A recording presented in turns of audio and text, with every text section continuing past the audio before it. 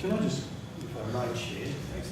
Sorry, I was just talking to Senator Moore, but Senator Patrick just told me that you broke it up into 3 areas of cost and...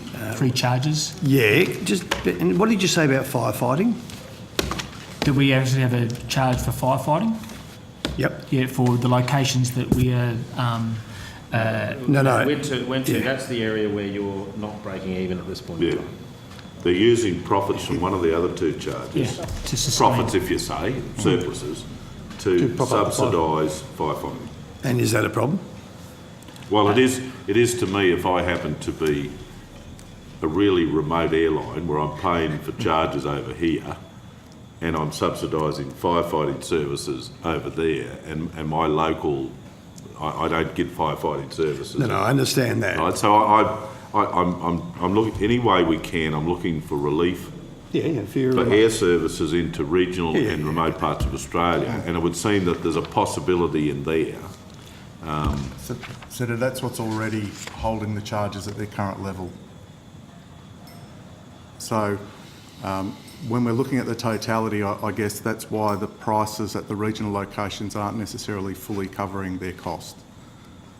But I'm just saying, but you wouldn't hold a hammer over the head of firefighting services in the bigger ports to try and say to the remote ports that we need to get rid of firefighters so you don't, in the regional areas, cop not more of a burden, would you? You wouldn't dare think that. No, and that's why we go to a network charge at that base price across all of our firefighting facilities. So when Proserpine or Whitsunday Coast Airport comes online next year, there will be a charge associated with that facility coming online at the Cat 6, which is the same as the Cat 6 price everywhere around. And then the capital cities where they have the larger aircraft that pay the higher category price helps maintain that across the entire but on the test of fairness and equity, if I'm paying a charge for freight into Longreach, for example, and that's going into the more profitable tin, I'm not paying for firefighting services because I don't have any,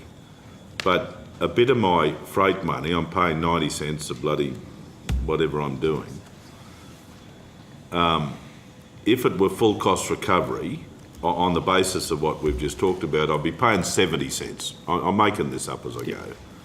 But I'm paying 90 and 20 cents of money paid by a passenger going into Longreach and Cloncurry and Mount Isa then goes to subsidise the fire services at Proserpine and other places. We get that. We understand it.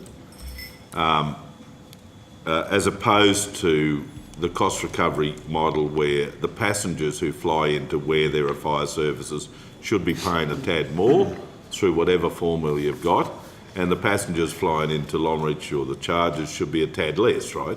Now, I understand why you wouldn't do that. That is a proverbial nightmare. A nightmare. You would have a million charges over different things. But I think it's important that it's out there. The fact is that there is this, I loathe to use the term cross-subsidisation, but in effect, where the fire services are concerned, there's a slight cross-subsidisation occurring from our regional remote air services on the Proserpines and above. Correct? It's not an unreasonable statement to make. There is an element of cross-subsidisation from our en route charge covering the firefighting. Correct. Yes, Senator. Sorry. Yeah, no, sorry, you've had the course, just Sterling and I have been interrupted. But I guess the burden of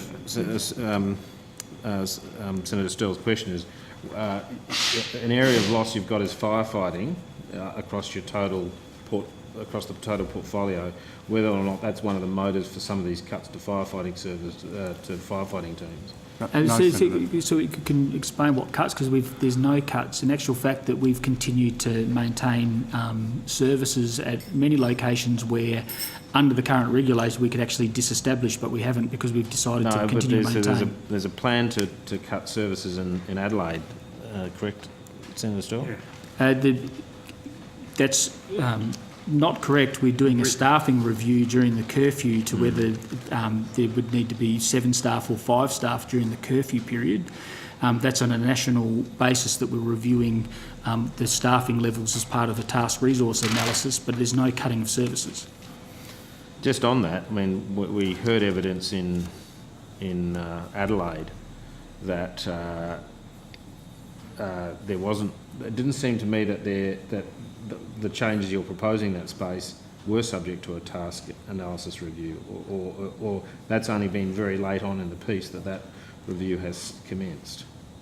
I'll hand to Mr Porter, but we mentioned at a briefing of this committee in December that we were undertaking, and Adelaide was caught up in that task resource analysis. So that information saying that it wasn't is not correct.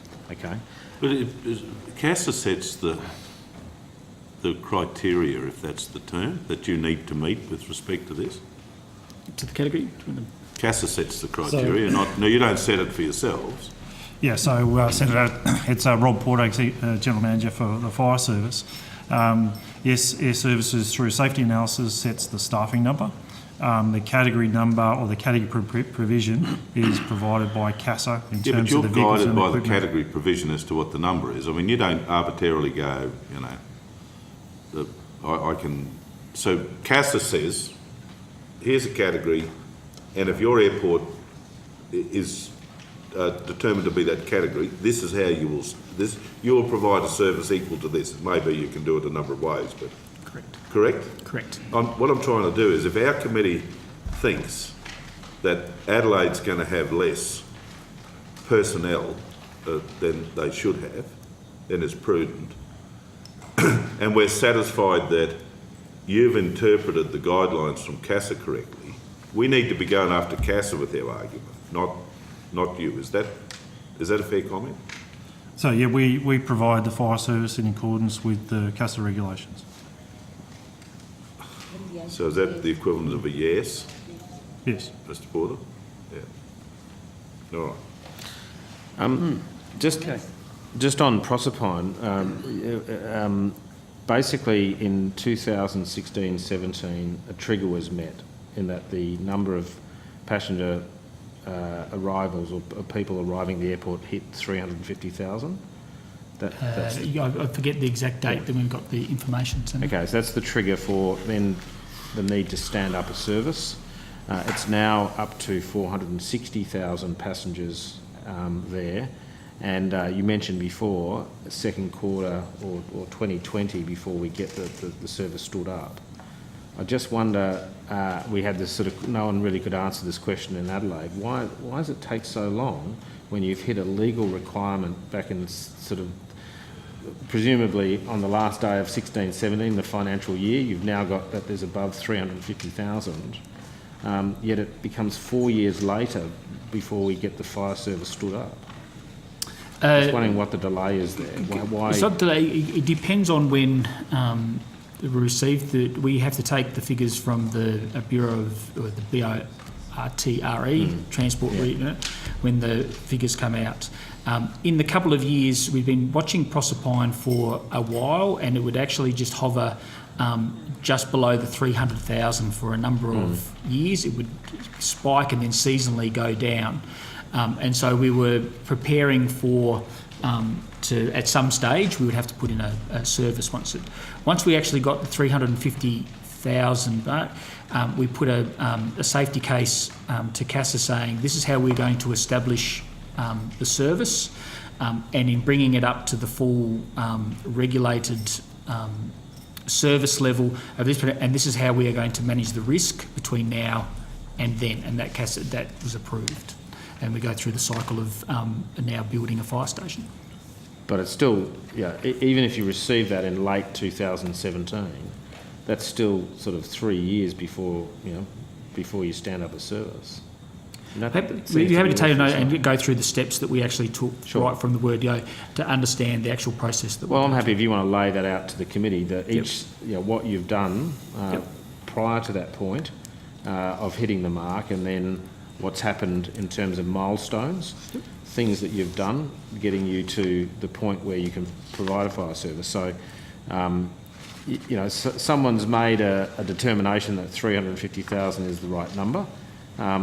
One would expect that when it hits that number, that Airservices would react relatively quickly to stand up a service now that you've reached the legal threshold. And it just seems the time frame Seems to me to be quite long. But how long do you think it was yourselves? From the alarm went off out in the tea room, we've hit the number, we're now obliged or prescriptively obliged to go ahead and stand up a service. From that day until when you turn the lights on, how long do you think it is? Off the top of my head, I think the period that we've got is about 3 years. Yeah. Does that not seem to you to be a long time to do that? Particularly when safety is the name of the game. We always hear people talking about safety. We've now got an airport with a fairly significant number of passenger movements, but no fire service. So I need to outlay the alternative work on not just building the fire station, the work that we've done with the local fire brigade and the work that we've done ensuring that we're trying to manage the risks. I think we can all imagine what needs to happen. Yep. I mean, it's not an easy thing. You've got to design a building, you've got to find the space at the airport, it's got to meet all the criteria, you've got to find expert people to go and occupy it. But we get all that, and no one's suggesting that you can blow it out years over the weekend. But it's 3 reasonable to years. assume, Chair, that they would have done it before. That's So right. It's not new to them. That's right. You haven't been caught short. But 3 years? I mean, that seems to me to be an inordinately long period of time, particularly for Proserpine. It's not as if you're building the Taj Mahal to house 100 trucks or anything. And, you know, I come from this world. I know how long it takes from an idea until you go and get some approvals and build a building and buy a truck and park it in there with a competent driver. Can we, well, I'll leave it up to Senator Patrick to pursue it, but I don't know whether I speak for the committee, but you need to go and have a real reflection on this. This is too long, in my view. Can you also look back at what were the previous, say, 2 or 3 fire stations that you set up? Get a comparison. Yeah, I just want to get a comparison between what you've done previously, because I'll tell you, it was put to us that there was a review underway about what that number should be, whether or not it should go to 500,000 before the trigger commenced. I'm pretty sure that was right, isn't it? There was talk about going to 500,000 as a risk-based level. Yes. That's right. And so I just wonder how much people held off for the fact that we might just wait for this review to kick in. Maybe we don't have to do it. Senator, I can say that that's not the case because the regulations were 350,000. No, and that I made the point of the hearing is you don't have a choice. You don't get to sit and go, well, I'll wait. I've heard the speed limit might be going down to whatever, therefore I'll drive at this speed. Correct. You know, so We have to deal with the rules or the regulations that are in front of us. yeah. But there's times when government can act really quickly, and there's times when government can act quite slowly. So can you provide a comparison of the previous 3 fire stations that you stood up, and basically when it hit the trigger and how long it took to stand up the service? Do you agree with our observations, Mr. Huffield? Because I'd be, right now I don't get a sense from the 3 of you as to whether you think we're being unreasonable with this reflection on 3 years, right? And if you go away from here going, oh, they just don't understand, it's tough and it'll always be 3 years, that doesn't help. So we're asking you to defend the 3 years if you want to. You must know what's involved. You must know what takes that long. You've done it frequently enough. Or to give us some positive indication that, look, we might go and have a look at this. We may have to change our task register so we start to get some things done at the one time. Do you find 3 years an inordinate period of time? Senator, yes, I do. It's balancing between, and the point you just made is that we'll go back and have a look at the safety case that we submitted and was approved by CASA, which outlined the timeframes of putting in this particular service. Sure. And we'll have a look to see whether we can make it. And if you have a safety case, can you table that as well? Yes, we can do that. Thank you. Because that's what we've been working on, is that case that's been Sure, approved. and just to be clear, perhaps go back to the previous 3 fire stations that were stood up and the time frame and sequences associated with those 3. So when it hit the trigger, what happened? When did I get the first fire truck ready to operate in the event of an accident?